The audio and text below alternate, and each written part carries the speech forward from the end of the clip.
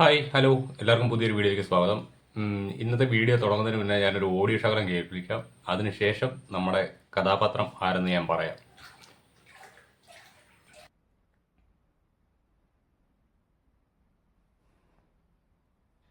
കൊച്ചെ, എനിക്ക് പറയാനുള്ളത് ഞാൻ പറഞ്ഞു.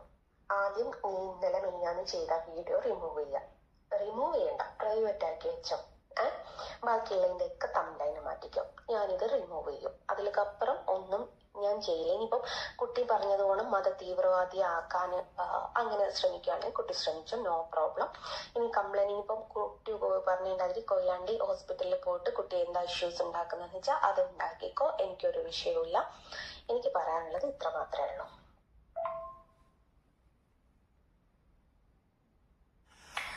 ആവശ്യമില്ലാതെ എടുത്തിട്ടതല്ല. ഒരുപാട് ഞാൻ പരാതി കൊടുത്തു. എന്നോട് സഹിതം പറഞ്ഞ് തിരിച്ചു പറയാൻ പോടുന്നാണ്. അല്ലാതെ എനിക്ക് ഇതിന്നൊരു മോചനം വേണ്ടേ? ഡെയിലി എന്നെ കുറിച്ച് ഇങ്ങനെ വ്യാജപ്രചാരണം നടത്തുമ്പോൾ ഞാൻ പിന്നെ എന്താ ചെയ്യേണ്ടത്? വ്യാജപ്രചാരണം നടത്തുമ്പോൾ അതിന്റെ വിഷമം എന്താന്നുള്ളത് അത് കുടുംബത്തിൽ അനുഭവിക്കുമ്പേ മനസ്സിലാവുള്ളൂ. ഞാൻ ഒരുപാട് കേസ് തനിക്ക് ഞാൻ അയച്ചെന്നില്ല. മോൻ പോലും പരാതി കൊടുത്തു. അതിൽ ഈ സ്മിതയുടെ പേരുണ്ട്, ശ്രദ്ധിച്ചു.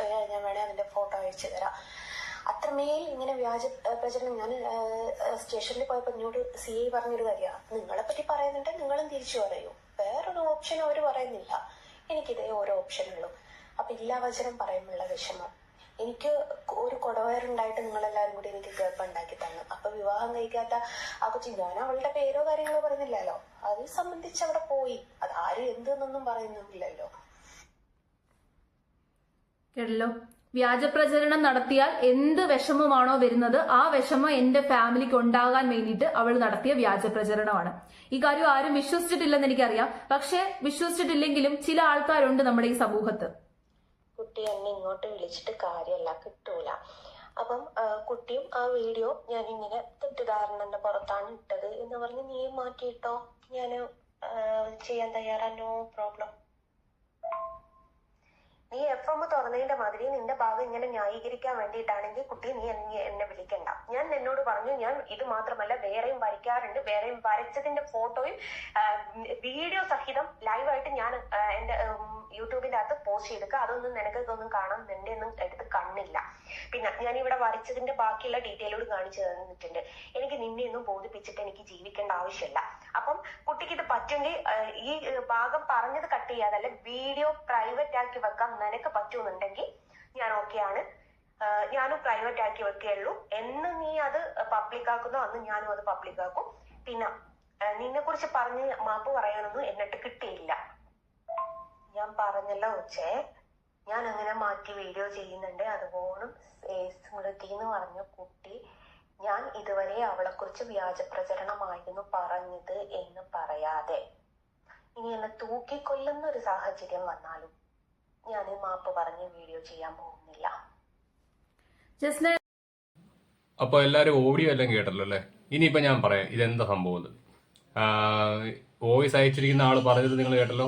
ഞാൻ വ്യാജമായിട്ടുള്ള കഥയാണ് കാര്യങ്ങളാണ് പറഞ്ഞതെന്നൊക്കെ. ഇനി ഈ ആൻറ്റി ഹീറോയിൻ ആരാണെന്ന് ഞാൻ പറയണ്ടേ? നമ്മുടെ ജസ്ന സലീമാണ്. നമ്മുടെ ഗുരുവായൂരപ്പൻ്റെ ചിത്രങ്ങളൊക്കെ വരച്ച ഒരു മുസ്ലിം പെൺകുട്ടി. അവരെ സോഷ്യൽ മീഡിയ ഭയങ്കരമായിട്ട് ഏറ്റെടുക്കുകയായിരുന്നു. പിന്നെ അതിനുശേഷം ഇപ്പോൾ അവർ പല വിവാദങ്ങളിൽ ഉൾപ്പെട്ടു. അതിനുശേഷം കോടതി തന്നെ പറഞ്ഞിട്ടുണ്ട്, ഗുരുവായൂർ അമ്പലത്തിലെ പരിസരത്ത് നീ എന്നെ കണ്ടുപോകരുത് എന്നൊക്കെ പറഞ്ഞിട്ടുണ്ട്. അങ്ങനൊരു വിവാദ കഥാപാത്രമാണ് ജസ്ന സലീം. ആ ജസ്ന സലീമിനെ കുറിച്ച് ഒരു വീഡിയോ ചെയ്ത ഒരു യൂട്യൂബർ ആയിട്ടുള്ള ഒരു പെൺകുട്ടിക്കെതിരെ അവരൊരു വ്യാജ ആരോപണം ഉന്നയിച്ചു. അവർ കല്യാണത്തിന് മുന്നേ ഗർഭിണിയായിരുന്നു എന്നൊക്കെ പറഞ്ഞുകൊണ്ട് ഒരു വ്യാജ ആരോപണം. ആ വ്യാജ ആരോപണമെന്ന് അവർ തന്നെ സമ്മതിക്കുന്ന വോയിസാണ് നിങ്ങളിപ്പോൾ കേട്ട ജസ്നനെ സമ്മതിക്കുന്നത്. അത്തരത്തിലുള്ള വെറും തരംതാണ നിലവാരമുള്ള ഒരു സ്ത്രീയാണ് ഈ ജസ്ന സലീം എന്ന് പറയുന്നത്. ജസ്ന നല്ല രീതിക്ക് ചിത്രങ്ങൾ വരയ്ക്കും, അതേപോലെ തന്നെ നല്ല രീതിക്ക് കഥകൾ ഉണ്ടാക്കാനും കഴിവുള്ള ഒരു സ്ത്രീയാണ്. ജസ്ന ഇതാണ് മുൻകാലങ്ങളിൽ കഥകൾ ഉണ്ടാക്കുന്നത് തന്നെ ഒരു ഇരയാക്കി, തനിക്ക് ചുറ്റുമുള്ള തനിക്കെതിരെ പ്രവർത്തിക്കാൻ ചാൻസ് ഉണ്ട് എന്ന് കാണുന്നവരെ വില്ലന്മാരാക്കിക്കൊണ്ട് അവർക്കെതിരെ പീഡനപരാതികൾ നൽകിക്കൊണ്ടായിരുന്നു ജസ്ന തൻ്റെ സോഷ്യൽ മീഡിയ യാത്രകളിലെ ചില കാലഘട്ടങ്ങളിലൊക്കെ അവരൊരു സ്ക്രിപ്റ്റ് തയ്യാറാക്കിക്കൊണ്ട് മുന്നോട്ട് വന്നിരുന്നത്. ജസ്റ്റിന് പലപ്പോഴായിട്ട് നിരവധി പീഡന പരാതികളുമായിട്ട് രംഗത്ത് വന്നിട്ടുണ്ട്. അതെല്ലാം തന്നെ അന്വേഷിച്ച് പോലീസുകാർ തന്നെ മടുത്തിട്ടുണ്ട്.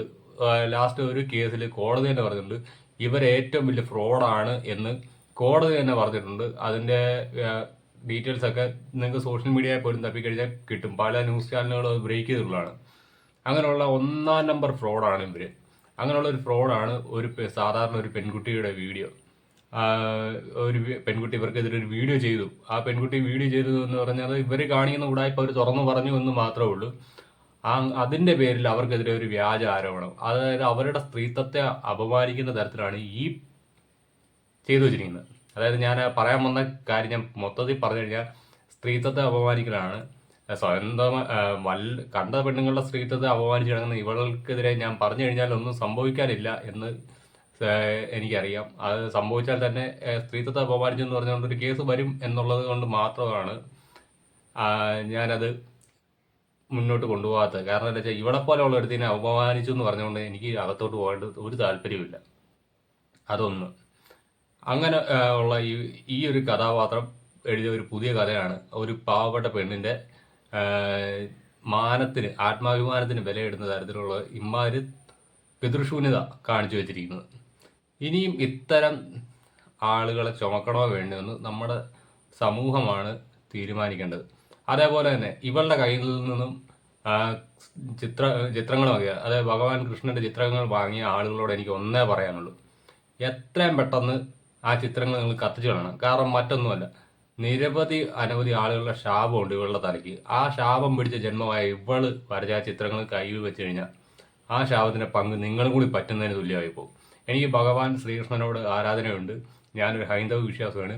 എന്നിട്ട് ഞാനിത് പറയാൻ കാരണം ഇവിടെ പോലുള്ള ഗജ ഫ്രോഡ് പലരുടെയും ജീവിതം നശിപ്പിക്കാൻ ശ്രമിക്കുന്ന ഒരുത്തി വരച്ച ചിത്രം തന്നെ വേണം നിങ്ങൾക്ക് നിങ്ങളുടെ പൂജാമുറികളിൽ വെക്കുവാൻ വേണ്ടി എന്ന് നിങ്ങൾ സ്വയം ആലോചിക്കുക.